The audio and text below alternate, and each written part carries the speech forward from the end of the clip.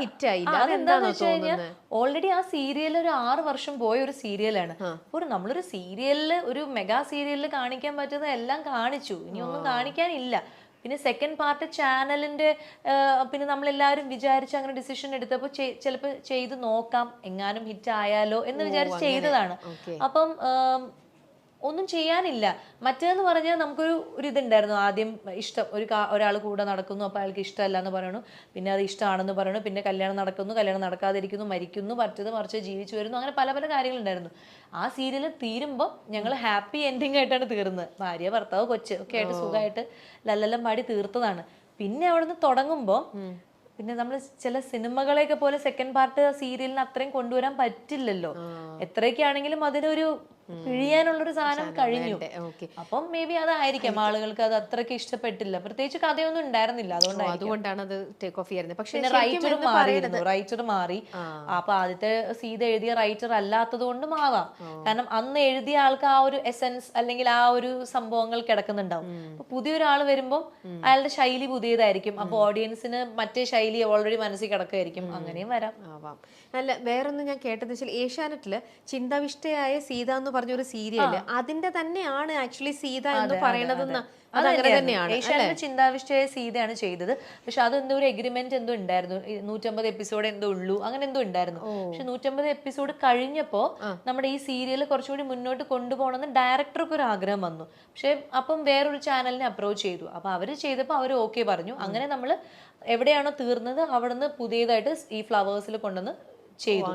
അവിടെ ചെന്നപ്പോഴാണ് പിന്നെ ഇത് ഭയങ്കര സക്സസ് ആയത്. ഓക്കെ. അപ്പൊ ഇനിയിപ്പോ വേറൊരു റൈറ്റർ തന്നെ വരികയാണ്, അല്ലെങ്കിൽ ഇതിനെ നമുക്ക് നല്ലൊരു ഇതിനെ ഡെവലപ്പ് ചെയ്യാനായിട്ടുള്ള സാധനം കിട്ടി, നമുക്ക് സീത 3 തുടങ്ങാം എന്നെങ്ങാനും പറഞ്ഞവർ വന്നു കഴിഞ്ഞാൽ സ്വാസിക വില്ലിങ് ആയിരിക്കും? വില്ലിങ് ആണോന്ന് വെച്ചാൽ എനിക്ക് ആ ഫുൾ ടീം ഉണ്ടെങ്കിലേ ഞാൻ അത് ചെയ്യുള്ളൂ. എനിക്ക് ഇന്ദ്രേട്ടൻ വേണം, എൻ്റെ അച്ഛൻ വേണം, അമ്മ വേണം, അനിയത്തി വേണം, എൻ്റെ അനിയൻ വേണം, എന്താ പറയാ, ആ ഫുൾ ടീം, ആ ഡയറക്ടർ വേണം, ആ റൈറ്റർ വേണം, ആ പ്രൊഡ്യൂസർ, അങ്ങനെ ആ ഫുൾ ടീം ഉണ്ടെങ്കിലാണ് ഇനി ആ സീരിയൽ 3rd or 4th ഒക്കെ വന്നാൽ വിജയിക്കുള്ളൂ. പുതിയൊരാള്, പുതിയ ക്യാരക്ടേഴ്സ് ആരെങ്കിലും അതിൽ എൻ്റർ ആയി കഴിഞ്ഞാൽ അത് നിൽക്കില്ല. കാരണം അത്രയും പഴയ സാധനങ്ങളെല്ലാം എടുത്തു, ഇനിയൊന്നും ഞാൻ പറഞ്ഞില്ല, ഇനിയൊന്നും എടുക്കാനില്ല. അപ്പൊ അതേ ആൾക്കാർ വന്നിട്ട് എന്തെങ്കിലും ചെയ്യുവാണെങ്കിൽ ചിലപ്പോ മേ ബി, എന്നാലും ചാൻസ് ഇല്ല. ശരിക്കും ഇതിനകത്ത് നായകൻ എന്ന് പറയുന്നത് രാമനായിരുന്നില്ലേ? പിന്നെ അത് എന്തുകൊണ്ട് അത് ഇന്ദ്രനിലേക്ക് നായകൻ എന്നുള്ള ഒരു അല്ല അങ്ങനെ സ്വിച്ച് ചെയ്തത്? അത് സ്വിച്ച് ചെയ്തെന്ന് വെച്ചാൽ അത് കഥയുടെ ഒരു ഇത് പോക്ക് പോലെ. അത് കുറച്ച് കഴിഞ്ഞപ്പോ ഇങ്ങനെ ഒരു നായകൻ വില്ലൻ വഴക്കായിട്ട് പോയിക്കൊണ്ടിരിക്കുകയായിരുന്നു.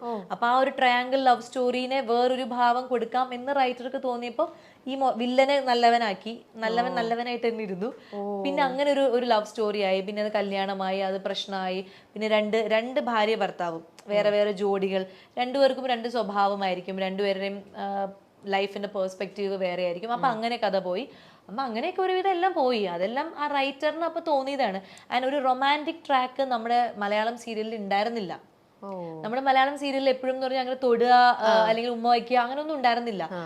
ഹസ്ബൻഡ് വൈഫാണ്, എത്ര സ്നേഹമാണെങ്കിലും ജസ്റ്റ് ഒന്ന് അത്രേ ഉള്ളൂ. അല്ലെങ്കിൽ ഇപ്പൊ ഒരു ഫസ്റ്റ് നൈറ്റ് കാണിക്കുകയാണെങ്കിലും പാല് കൊടുക്കുന്നു, പാല് കുടിക്കുന്നു, ലൈറ്റ് ഓഫ്, അങ്ങനെയായിരുന്നു സീരിയലിൽ ഉണ്ടായിരുന്നത്. അതിനെയൊക്കെ ബ്രേക്ക് ചെയ്ത് ഒരു ഭയങ്കര ഒരു ഇന്റിമസി സീൻസ് ഒക്കെ കൊണ്ടുവന്നത് ഈ റൈറ്ററാണ്.